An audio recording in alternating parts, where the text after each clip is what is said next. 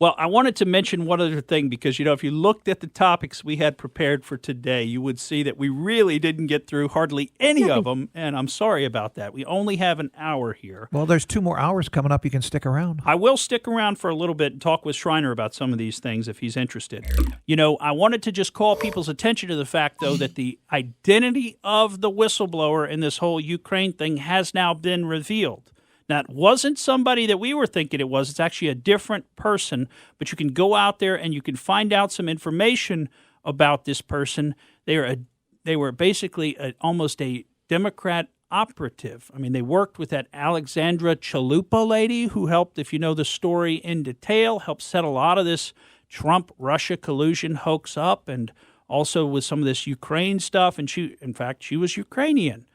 This person was fired from the National Security Council under President Trump for leaking. That was back in 2017, and then the person went back to the CIA, and it is a man.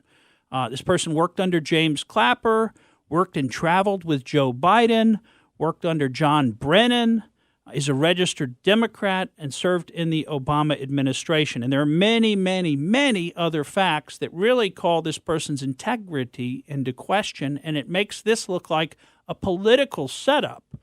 And that's certainly what it seems to be to me, because we all read the transcript, and as President Trump would say, the transcript was perfecto. It was absolutely perfecto. There was nothing wrong with that transcript. And, frankly, I have to agree. And, Pat, like you and I were even discussing before the show, even if there was a quid pro quo, there is absolutely nothing wrong with that. He is the top law enforcement officer in our country.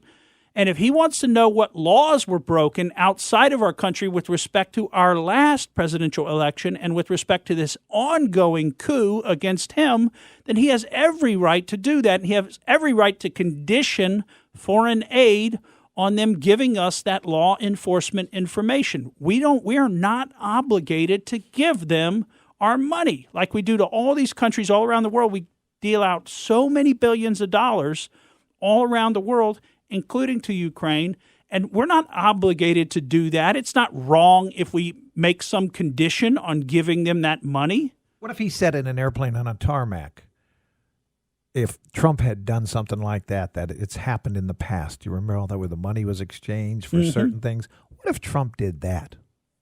Well, I mean, look, as far as I'm concerned, he has the right to make any conditions that he wants as long as it's a law enforcement condition. And he wasn't asking anybody to get involved in the election. He's asking for them to investigate something.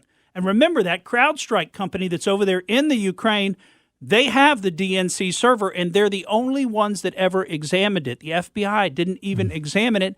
They just took CrowdStrike's report, and by the way, it was a draft report. They took CrowdStrike at their word on what happened to that server. So I'm not even convinced that the story, as it's commonly believed to be, well, this is the truth, our intelligence community's looked into this, everybody's looked at this already. No, they haven't. They took CrowdStrike at their word, and CrowdStrike's got the server in the Ukraine. Why is the DNC server in the Ukraine? Thank you for listening to the Morgan Streetman Show. We hope you enjoyed what you heard, and if you did, please click like and subscribe to help us out. And remember that we recommend that you exercise your brain at least once a week.